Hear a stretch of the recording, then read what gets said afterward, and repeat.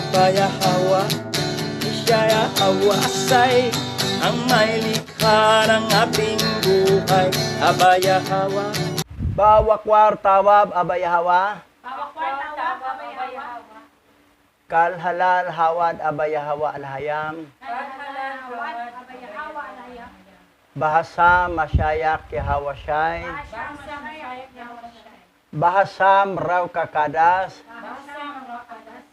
Kwam yasharala elda oper maharlika Philippines. Wam masyarala elda oper maharlika Philippines. Tawada abaya hawa. Tawada abaya hawa. Yaman. Yaman. O tayo'y babalik sa aklat ng Jaser. Nasa chapter 38 na tayo, will be our study. Okay. Basa. Ang aklat ni Jaser, Kabanata 38, verse 1 to 52. At si Lori na hari sa Silo ay umahon upang tulungan si Elon. At siya'y nilapitan ni Israel.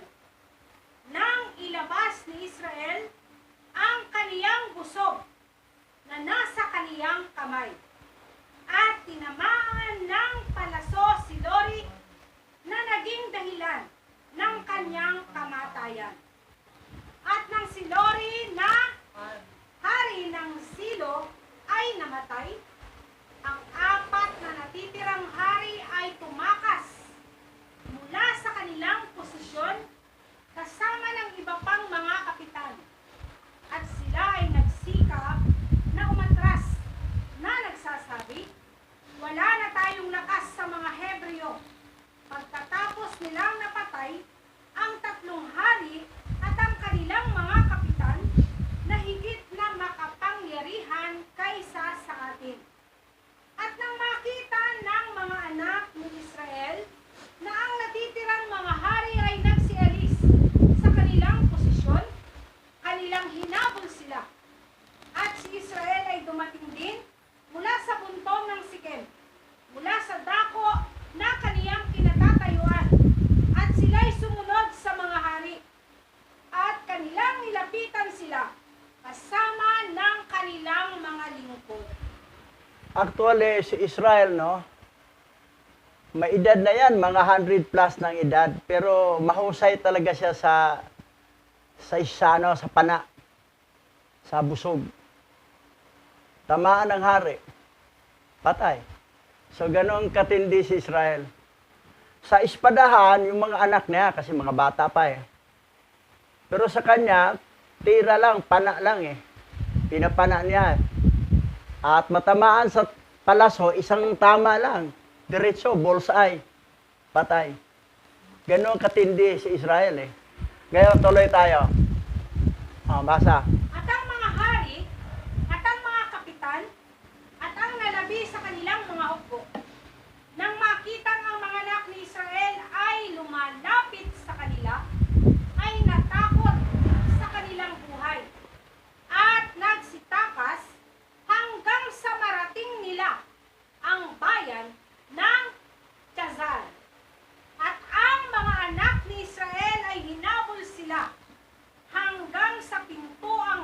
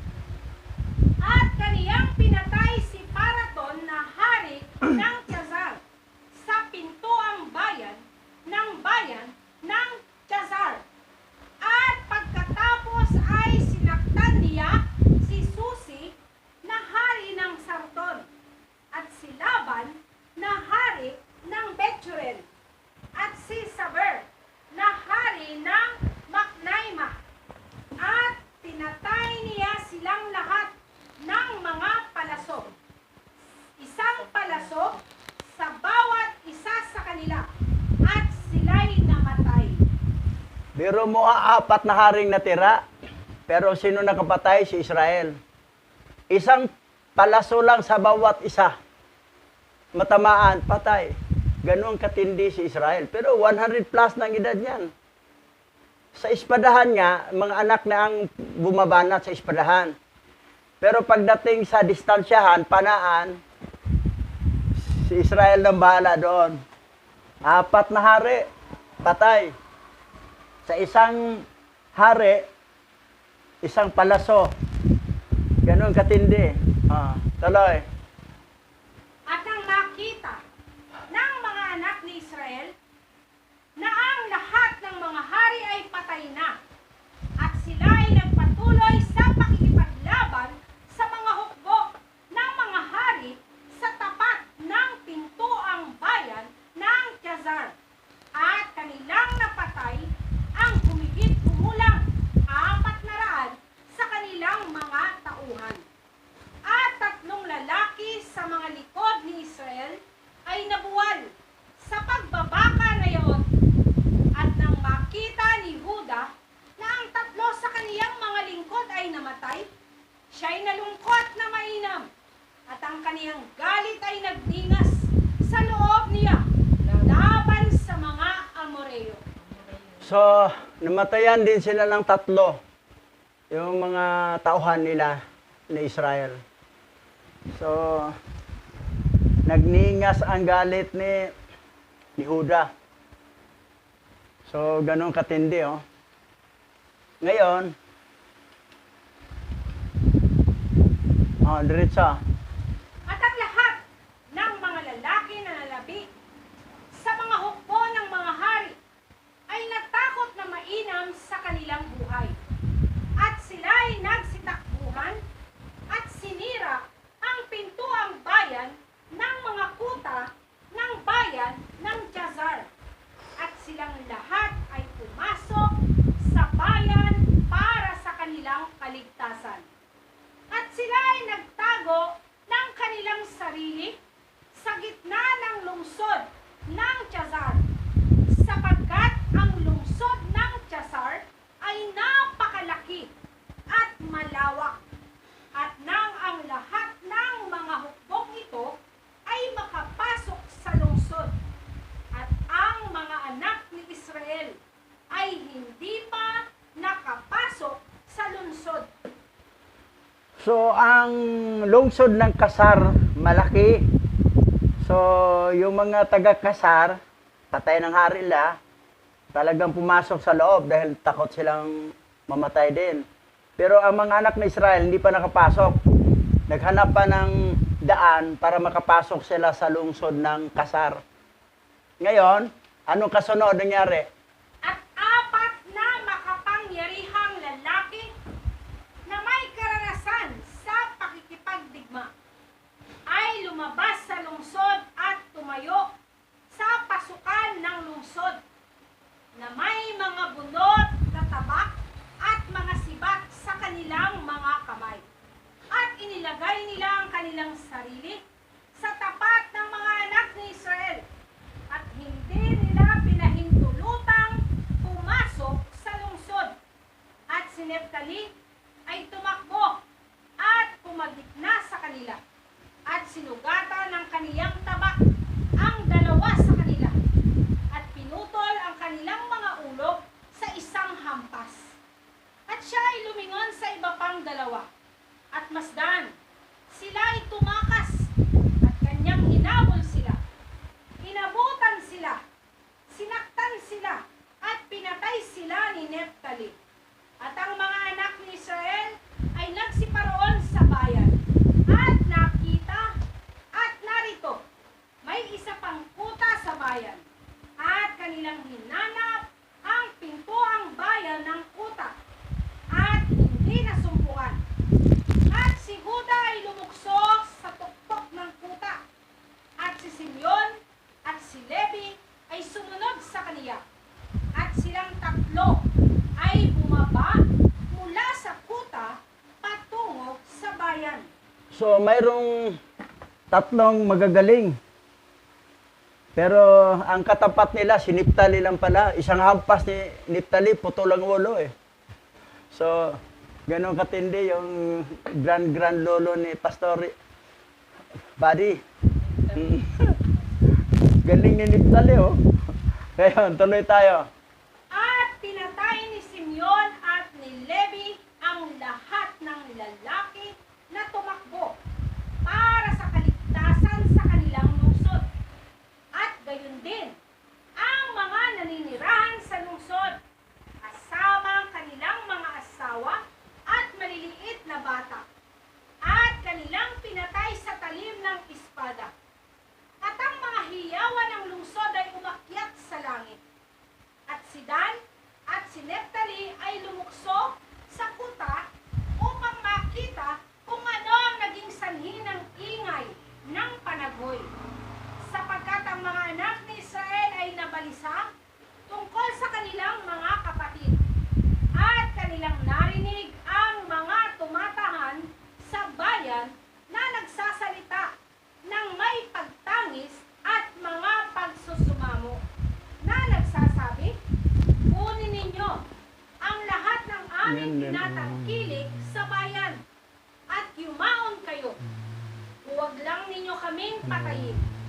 At nang si Huda, si Simeon at si Levi ay tumigil sa pananakit sa mga naninirahan sa bayan, sila'y umakyat sa kuta at tinawag ni Dan at si Naphtali na nasa ibabaw ng kuta at ang iba pa nilang mga kapatid.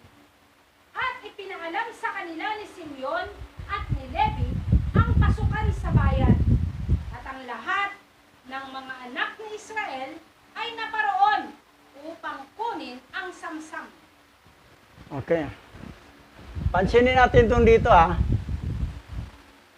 At gayon din ang mga naninirahan sa lungsod, kasama ang kanilang mga asawa at maliliit na bata, at kanilang pinatay sa talim ng espada, at ang mga hiyawan ng lungsod ay umakyat sa langit.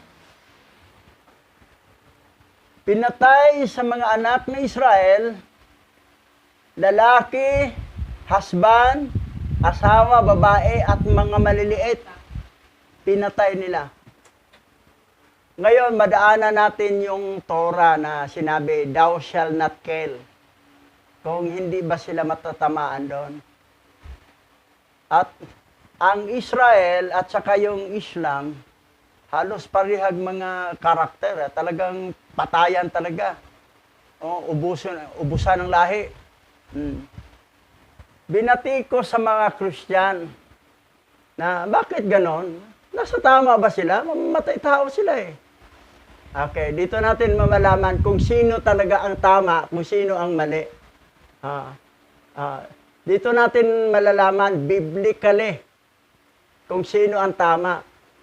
Itong mga Christian kasi, mababaw kasing aral eh. Di talaga nila na tarok ang tamang teaching ayon sa turo ng Torah. Na para bang pagpataya na, anak ko, mamamatay tao yan. Yung mga Muslim na yan, mga Hebrew Israelite, mamamatay tao yan. So, yun talaga ang bintang nila. Pero dito, malalaman natin mamaya bandang sa ending nito. Okay. Ngayon, ito na. Pinatay nila, pero mayroon namang nagpakaaway na wag na silang patayin, kunin lang ang samsam, pinagbigyan naman sila. Na hindi nila pinatay. Samsam lang kinuha. Okay, tuloy tayo. At kinuha ng mga anak ni Israel ang samsam sa bayan ng Kasar, ang mga kawan at mga bakahan, at ang mga pag-aari, at kanilang kinuha ang lahat ng mabibihag, at umalis sa araw na iyon sa bayan. At nang sumunod na araw, ang mga anak ni Israel ay nagtungo kay Sarton, sapagkat narinig nila na ang mga tao ni Sarton na naiwan sa lungsod ay nagtitipon upang makipaglaban sa kanila dahil sa pagpatay hari. At si Sarton ay isang napakataas at nakukutaang lungsod. At ito ay may malalim na kuta na nakapalibot sa lungsod. At ang haligi ng kuta ay humigit kumulang 50 siko. At ang luwang nito ay 40 siko. At walang lugar na makapasok ang isang tao sa lungsod dahil sa kuta. At nakita ng mga anak ni Israel ang kuta ng bayan. At sila'y naghanap ng pasukan doon. Ngunit hindi nasumpungan. Okay. Malaki kasi ang lungsod. Hirap hanapin. Kailangan iikot pa sila sa lungsod. Doon para sa likuran. Okay. Tuloy tayo. Sapagkat ang pasukan sa lungsod ay nasa likuran. At ang bawat tao na nagnanais na pumasok sa lungsod ay dumaan sa daang iyon at lumibot sa buong lungsod. At pagkatapos ay pumasok siya sa lungsod. At nang makita ng mga anak ni Israel na hindi nila mahanap ang daan patungo sa lungsod, ang kanilang galit ay nagningas ng husto. At ang mga naninirahan sa lungsod, nang nabalitaan nila ang mga anak ni Israel na dumarating sa kanila, ay labis na natakot sa kanila, sapagkat narinig nila ang kanilang lakas at kung ano ang kanilang ginawa kay Kazar.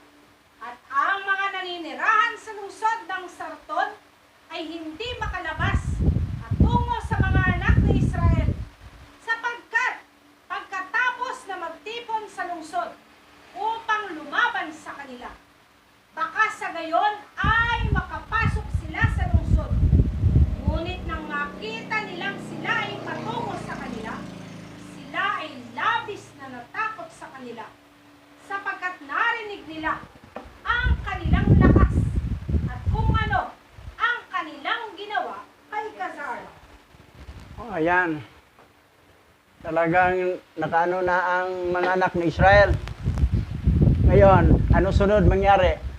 Kaya't mabilis na inalis ng mga naninirahan sa Sarton ang tulay ng daan ng lungsod mula sa kinaroroonan nito bago dumating ang mga anak ni Israel. At dinala nila ito sa lungsod.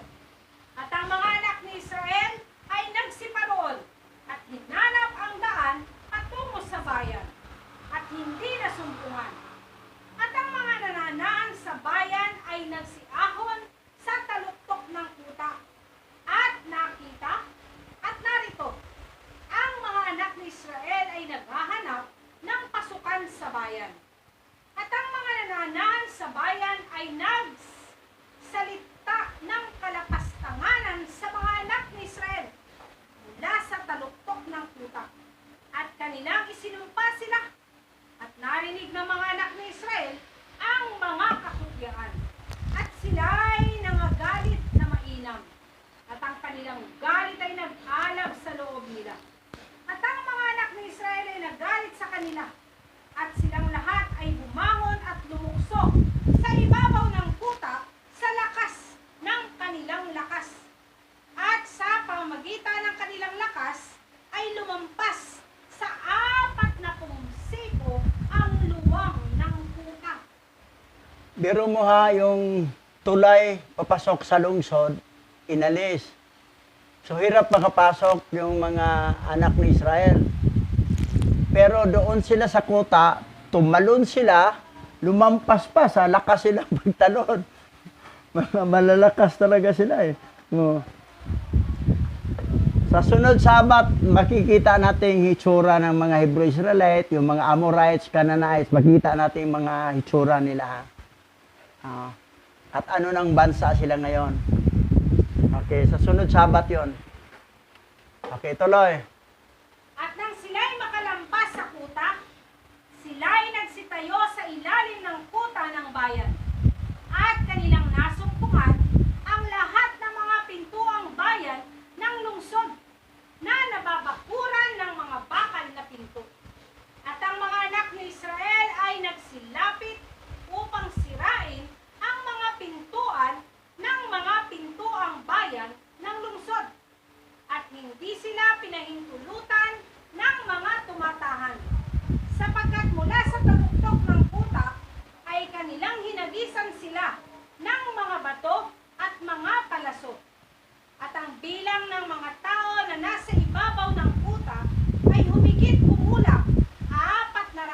lalaki. At nang makita ng mga anak ni Israel na ang mga lalaki ng bayan ay hindi sila papayagang buksan ang mga pintuang bayan ng lungsod, sila ay umakyat sa tuktok ng kuta. At si Huda ay umahon muna sa silangang bahagi ng lungsod. So, medyo hirap silang pumasok. Pero ang ginawa nila, kasi biro mo, hinulugan pa sila ng bato at saka palaso. Pero ang ginawa nila, tumalon sila doon sa umakyat sa tuktok ng kota. At si Huda, ganun ang ginawa nila. Tuloy. At si Nagad at Aser ay umahon na kasunod niya sa kalunuran na sulok ng bayan. At si Simeon at si Levi sa hilagaan. At si Dan at si Ruben ay timugan. At ang mga lalaki na nasa taluktok ng kuta, ang mga tumatahan sa bayan, nang makitang ang mga anak ni Israel ay umahon sa kanila, silang lahat ay nagsitakas sa kuta at nagsilusong sa bayan at nagpubli sa gitna ng bayan. At si Isakar at si Neftali na naiwan sa ilalim ng kuta ay lumapit at sinira ang mga pintuang bayan ng lungsod at nagsindi ng apoy sa mga pintuang bayan ng lungsod. Naanupat ang bakal ay natunaw at ang lahat ng mga anak ni Israel ay pumasok sa bayan. Sila at ang lahat nilang mga lalaki. At sila ay nakipaglaban sa mga nananahan sa bayan ng Sarton at sinaktan sila ng talim ng mga tao sa harap nila at walang tao na tumayo sa harap nila. Yan, nakapasok na ang mga anak ni Israel. Sinunog nila ang pintuang bakal. At yun, nagsitakbuhan ang mga Amorites. Takbo sila, takot sila doon sa bayan ng Sarton. Ngayon, anong sunod na nangyari? At humigit kumulang 200 lalaki ang tumakas mula sa lungsod. At silang lahat ay yumaon at nagtago sa isang tiyak na tore sa lungsod. At hinabol sila ni Huda hanggang sa tore. At ang kanyang ibinagsak ang tore na nahulog ang mga lalaki. At silang lahat ay namatay. At ang mga anak ni Israel ay umahon sa daan ng bubong ng tore na iyon. At kanilang nakita. At narito, may isa pang matibay at mataas na tore sa malayo sa bayan. At ang taluktok niyaon ay umabot sa langit. At ang mga anak ni Israel ay nagmadali at bumaba at nagtungo kasama ang lahat ng kanilang mga tao sa tore. At nasumpungang puno ito ng humigit kumulang 300 lalaki, babae at maliliit. Yan. Talagang patayan talaga. Killing. So, nangyari.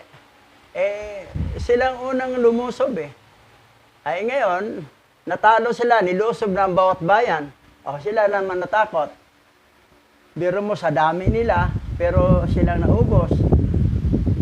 So, 3 hari na patay, sunod pa ang 4 na hari. Ngayon, wala nang hari. Mga kapitan na lang, mga tauhan. Ngayon, anong sunod nangyari? At ang mga anak ni Israel ay nanakit ng mga lalaking iyon sa tore. At sila ay nagsitakas at tumakas mula sa kanila.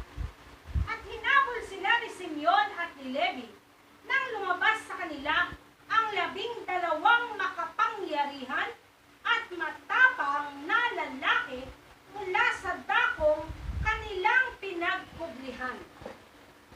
labindalawang lalaking iyon ay nagpatuloy ng isang malakas na pakikipagbaka laban kay Simeon at kay Levi. At si Simeon at si Levi ay hindi na naig sa kanila. At ang mga magigiting na lalaking iyon ay sinira ang mga kalasag ni Simeon at ni Levi. At ang isa sa kanila ay humampas sa ulo ni Levi ng kanyang tabak. Nang si Levi ay nagmamadaling inilagay ang kanyang kamay sa kanyang ulo. At ang tabak ay tumama sa kamay ni Levi at ang daliri ni Levi ay napupol. O yun.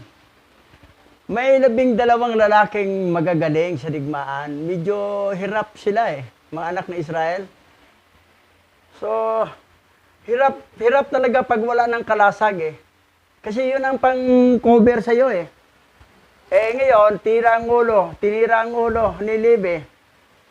So, sinangga niya para maganon. Ay mabuti, yung daliri lang naputol. So, ito palang Levi, putol palang daliri yan. Putol ang daliri ni Levi, Ngayon, tuloy tayo. At hinawakan ni Levi ang tabak ng matapang na lalaki sa kaniyang kamay. At naagaw ni Levi ang tabak ng matapang na lalaki. At sa pamamagitan nito'y kaniyang sinaktan sa ulo ng makapangyarihang lalaki ni Levi at kaniyang pinutol ang ulo. At 11 lalaki ang lumapit upang makipaglaban kay Levi, sapagkat nakita nila na ang isa sa kanila ay napatay, at ang mga anak ni Israel ay nakipaglaban. Ngunit ang mga anak ni Israel ay hindi makapanaig sa kanila, sapagkat ang mga lalaking iyon ay napakalakas. At nang makita ng mga anak ni Israel na hindi sila makapanaig sa kanila, si Simeon ay sumigaw ng malakas at napakalakas. At 11 makapangyarihang lalaki ay natigilan sa tinig ng hiyawan ni Simeon. Si Levi, yung sinangga kasi wala na silang kalasag, sinangga niya para agawin yung espada pala. Kaya lang, natamaan yung daliri niya, putol. Pero, talagang naagaw yung espada. Yung naagaw ng espada, tinira niyang ulo, putol.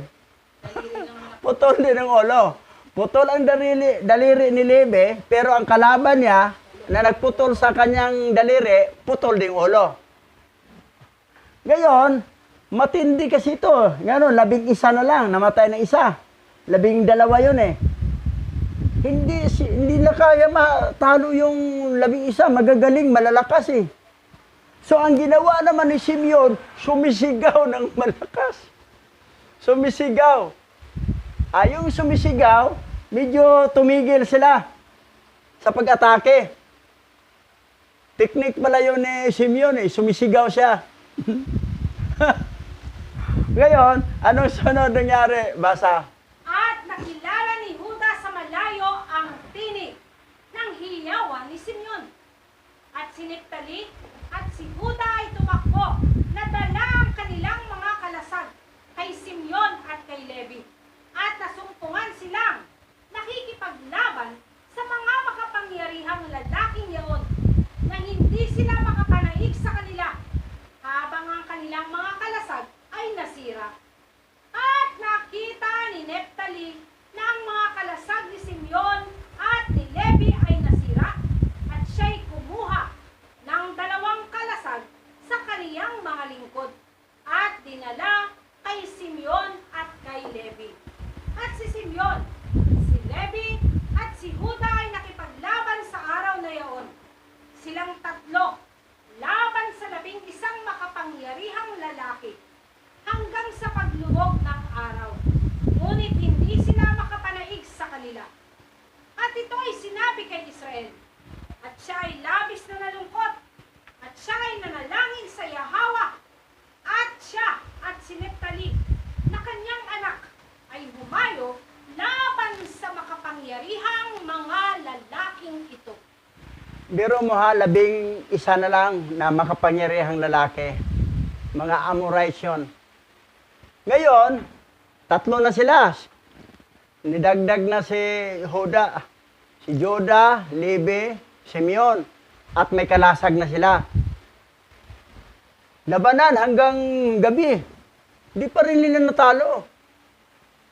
So, nakita ni Israel ay labis na nalungkot at nanalangin siya kay Hawa.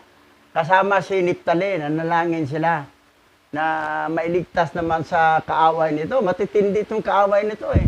Ngayon, anong nangyari? At nilapitan ni Israel at inilabas ang kaniyang busog at lumapit sa mga makapangyarihang lalaki at pinatay ang 3 sa kanilang mga tao sa pamagitan ng busog. At ang natitirang 8 ay tumalikod. At narito, ang digmaan ay nakipagdigma laban sa kanila sa harap at likuran. At sila ay lubhang natakot sa kanilang mga buhay. At hindi makatayo sa harap ng mga anak ni Israel. At sila ay tumakas mula sa harap nila. At sa kanilang pagtakas ay nakasalubong nila si Dan at si Aser na lumalapit sa kanila. At sila ay biglang bumagsak sa kanila. At nakipaglaban sa kanila. At napatay ang 2 sa kanila. At hinabol sila ni Huda at ang kaniyang mga kapatid. At sinaktan ang nalabi sa kanila at pinatay sila. Oh. So, nakita na medyo hirap, nanalangin si Israel. Pagkatapos manalangin nila ni Naphtali, ay tinira ni Israel yung 3 na tamaan sa kanyang pana, sa busog, o napatay. So, ang 11, naging 8 na lang. Ngayon, tumakas to eh. Nasalubong naman ni Dan at ni Aser. Napatay nila ang 2. So, yung natira, hinabol nila ni Juda at napatay nila lahat. So, yung mga magigiting na mga malalakas na lalaki, sa wakas, natalo din nila. So, prayer si Israel eh. Kabayawa, medyo hirap kami ngayon. Tulungan mo. Tinira din ng 3 pana, tamaan ng 3, patay. At nasalubong din ni Dan at saka ni Aser, napatay ang 2. Tapos sinabol pa ni Juda, ayan, napatay lahat. Tuloy. At ang lahat ng mga anak ni Israel ay bumalik at lumibot sa lungsod na naghahanap kung sila ay makakasumpong ng sinumang lalaki. At sila ay nakasumpong ng humigit kumulang 20 kabataang lalaki sa isang yungib sa lungsod. At sinaktan silang lahat ni Gad at Aser, at sina Dan at Naphtali ay sinaktan ang iba pang mga lalaki na tumakas at nakatakas mula sa 2 tore. At kanilang sinaktan silang lahat at kanilang napatay. At sinaktan ng mga anak ni Israel ang lahat ng mga naninirahan sa lungsod ng Sarton. Ngunit ang mga babae at maliliit na bata ay kanilang iniwan sa lungsod at hindi sila pinatay. At lahat ng mga naninirahan sa lungsod ng Sarton ay makapangyarihang mga lalaki. Isa sa kanila ay hahabulin ng 1,000 at 2 sa kanila ay hindi tatakas mula sa 10,000 ng iba pang mga tao. Yan. So, ubos-ubos na lang ng mga tao. Hanap pa sila sino pa masalubula para patayin nila. So, gano'n ang digmaan ito eh. Tuloy. At pinatay ng mga anak ni Israel ang lahat ng naninirahan sa bayan ng Sarton sa pamagitan ng talim ng tabak, na anupat walang taong tumayo laban sa kanila, at kanilang iniwan ang mga babae sa bayan. At kinuha ng mga anak ni Israel ang lahat ng samsam sa lungsod, at nakuha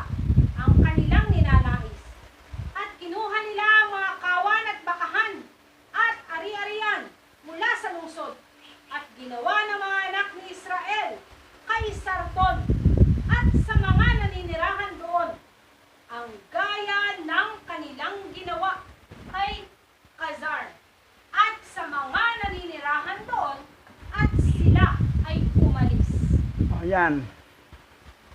Biro mo ha, pansinin mo ha. At pinatay ng mga anak ni Israel ang lahat ng nanirahan sa bayan ng Sarton. Lahat ng nanirahan. Sa pamagitan ng talim ng tabak.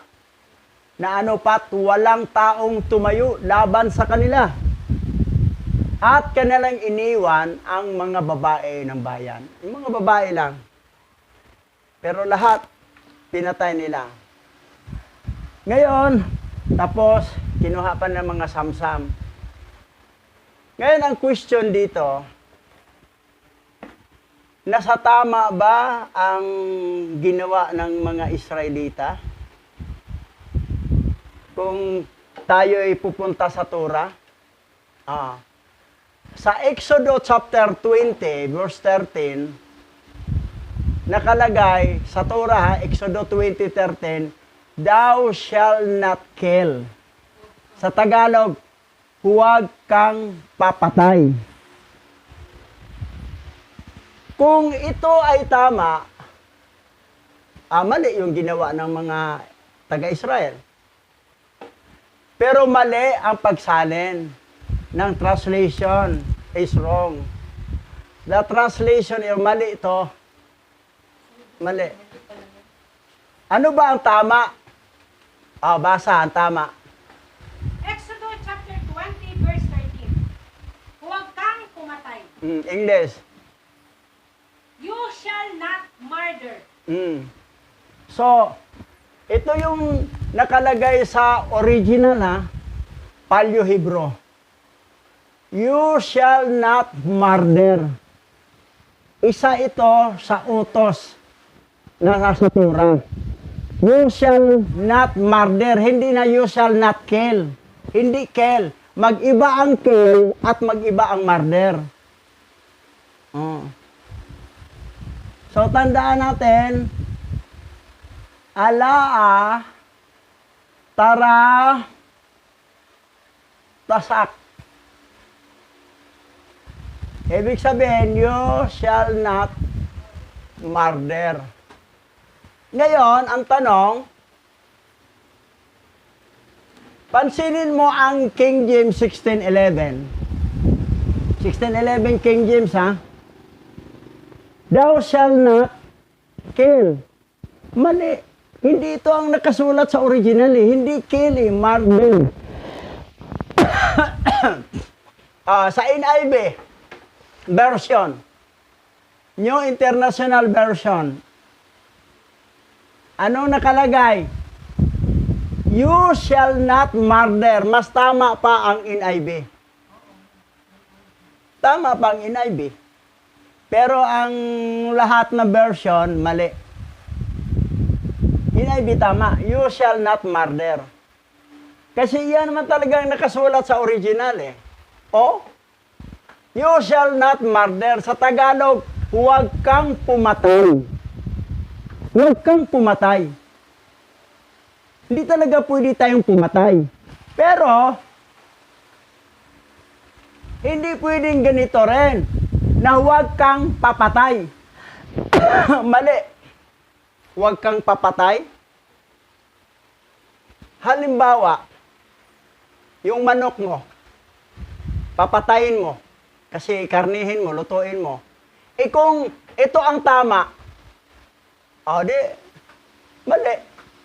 Yung ipis, pinatay mo, kill.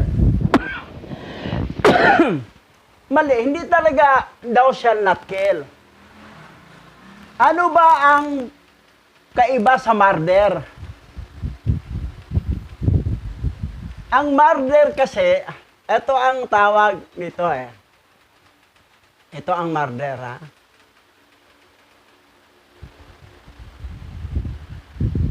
Justifying killing in self-defense. Pag killing self-defense, hindi na murder yan. Killing yan Self-defense. Halimbawa, papatayin ka. Nag-self-defense ka. Ngayon, napatay mo siya. Murder ba ginawa mo? Hindi. Kill. Nagkasala ka ba sa Torah? Hindi. Hindi naman murder ang ginawa mo eh. Napatay mo lang siya because of self-defense. O, katulad itong sundalo. O. Ang mga sundalo, pag may lulusob sa bansa na mga masamang elemento, naggira na, napatay nila. Murder ba ang ginawa sundalo? Hindi. Kill. Napatay nila, kill. Pero hindi sila pumapatay. Napatay nila. Kasi self-defense. Kasi itong mga sundalo, in other words, mayroon silang license to kill.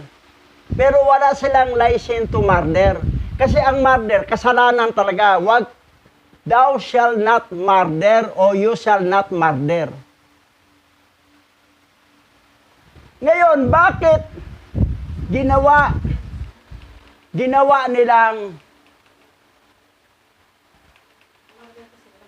nilang kill? Ito, inasahan pa to ng mga remnant Hebrew Israelites. Ginamit na 1611 King James. Mali naman to eh. Pag ito'y gagamitin mo na Torah, kung kill, matatamaan si Hawa dito. Matatamaan si Hawa. Thou shall not kill.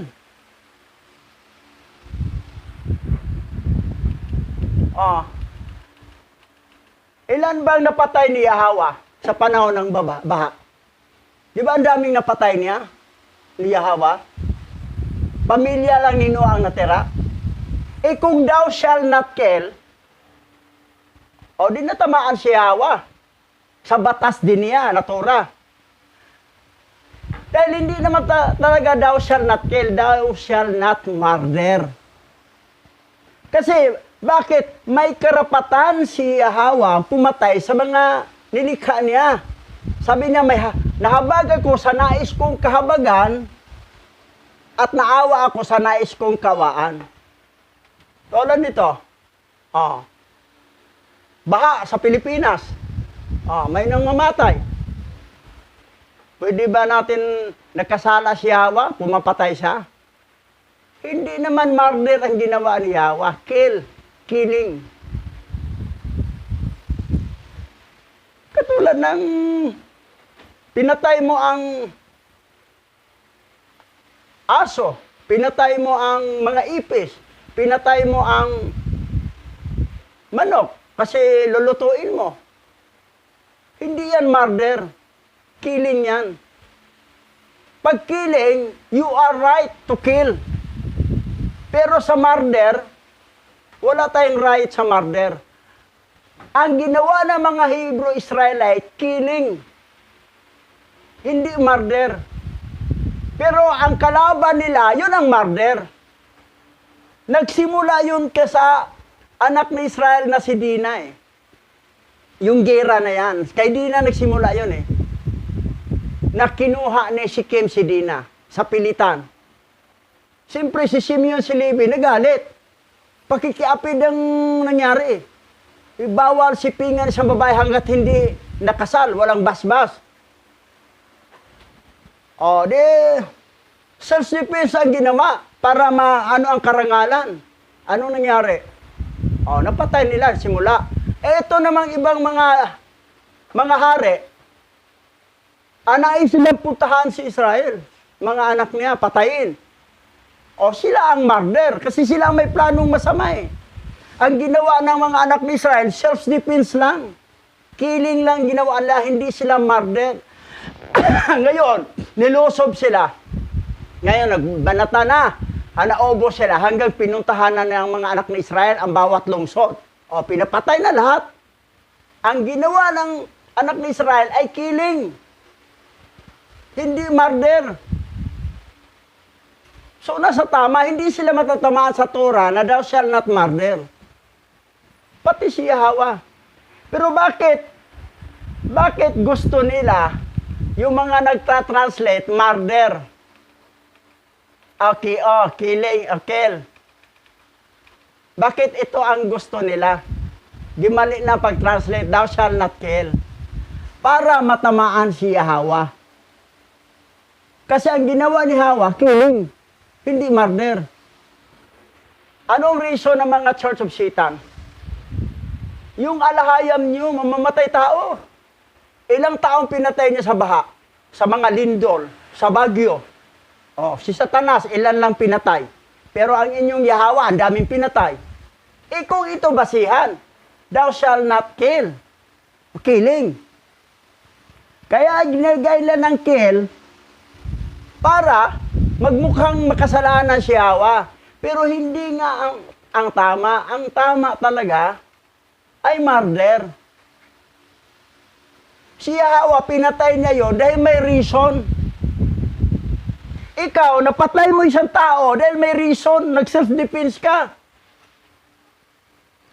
Nag-self-defense ka. Tapos, napatay mo siya. Hindi yun murder ang ginawa mo. Killing. Hindi murdering.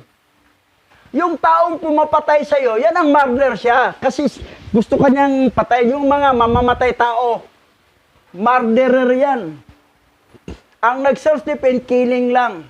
Kasi may authorized ka, katulad ng mga sundalo, mga pulis, na makakita na enkwentro. Kung mapapatay nila, yan ang tawag doon ay self-defense. O tawag doon, killing, not murder. Katulad na natamaan ng iba. Collateral damage. O napatay mo, murder bang ginawa mo doon? Hindi murder. Killing, hindi ka nagkasala. That's why nandun digmaan, pag nasa right positioning ka, nagsimula sa self-defense hanggang sa dulo, hindi ka matatamaan sa Torah na thou shall not murder.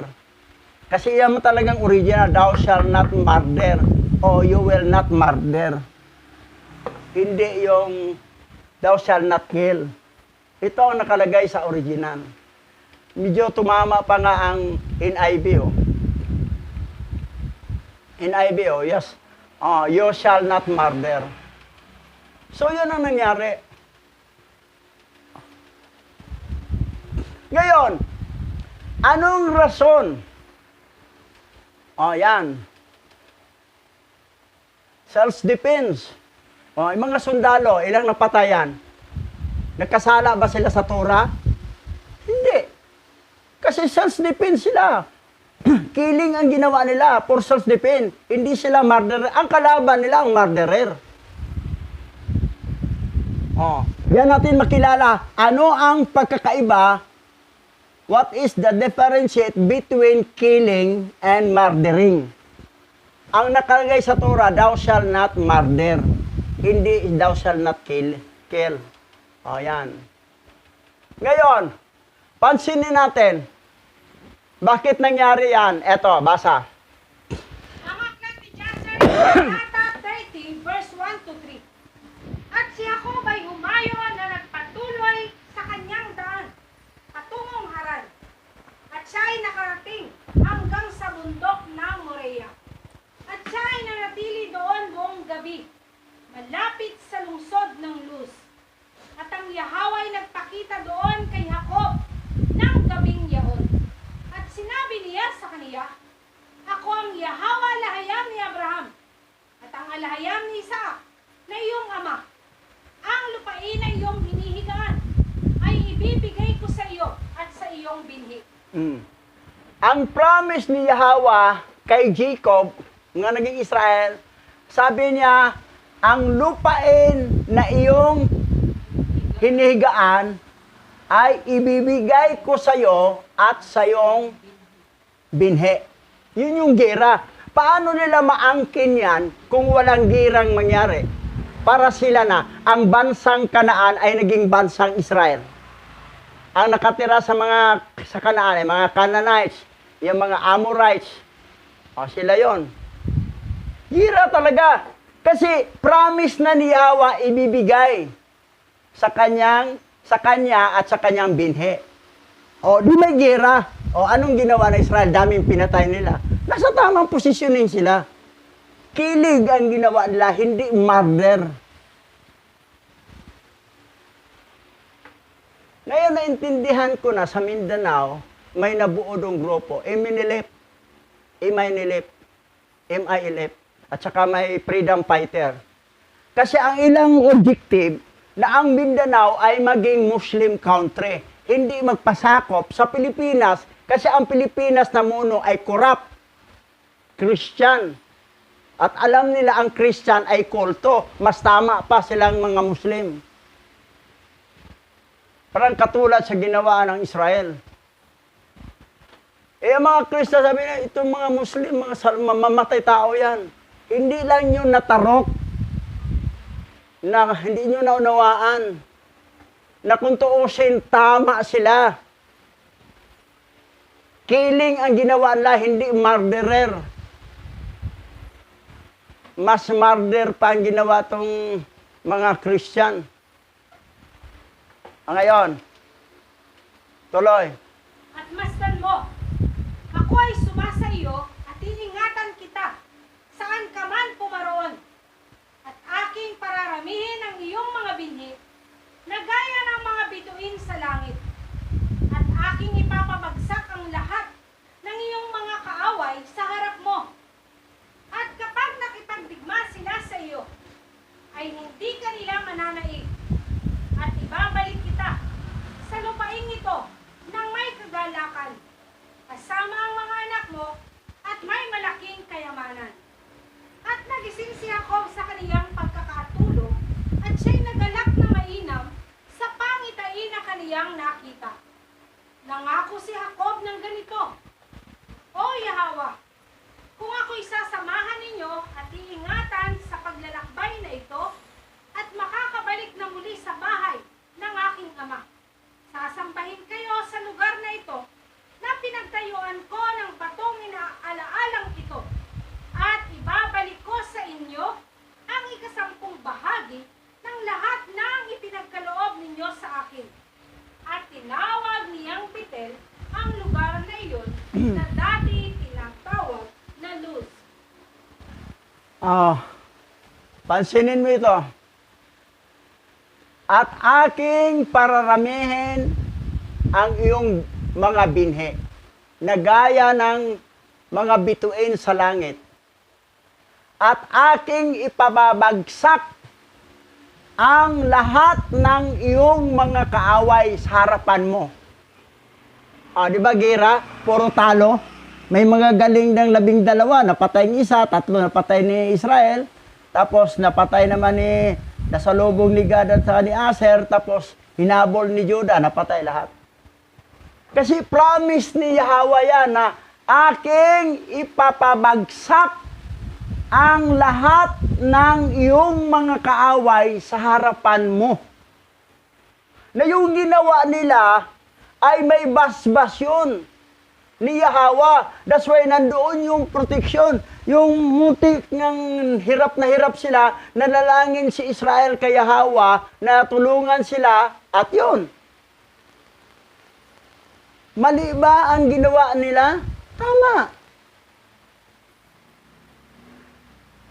Tama yun. Kasi promise na ni Yahweh na ang bansang Kanaan ay maging bansang Israel. At paano mangyari yan? Gira. Nagsimula doon kay Dina. Doon nagsimula. Na sa pilitang kinuha ni si Kim, si Dina.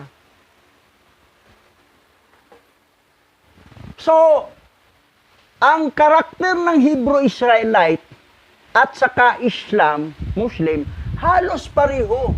Dahil ang Muslim at saka Hebrew, isa lang pinanggalingan doon kay Abraham.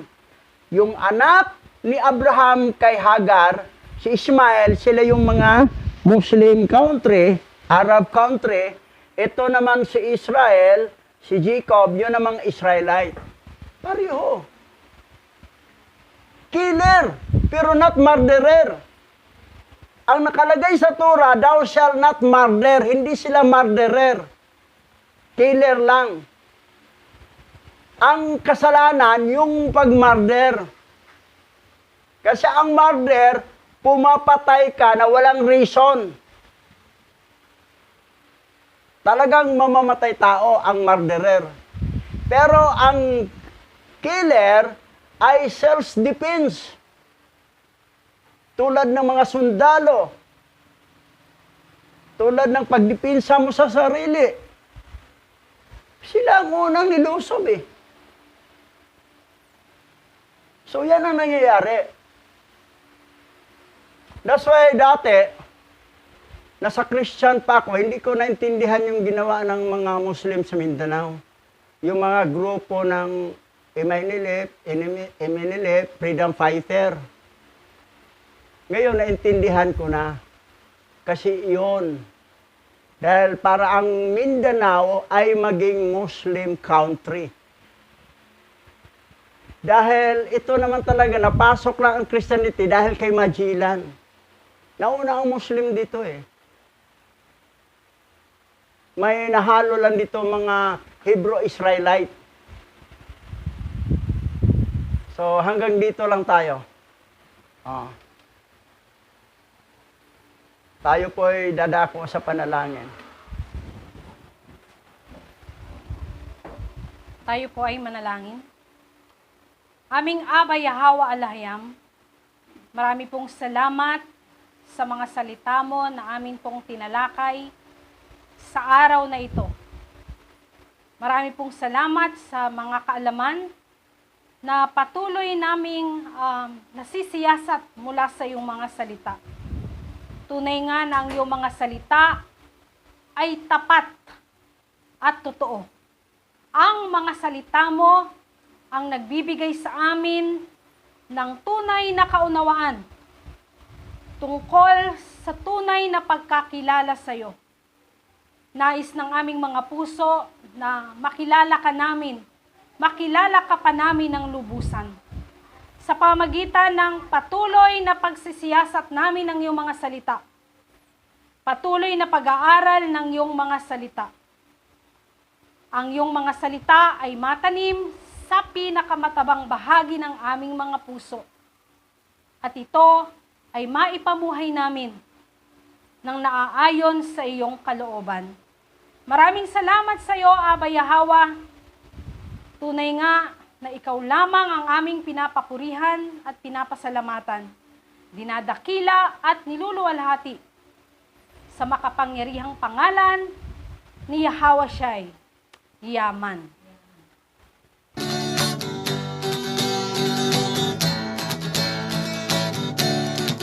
Aba Yahweh, siya Yahweh Asay, ang may likha ng ating buhay. Aba Yahweh,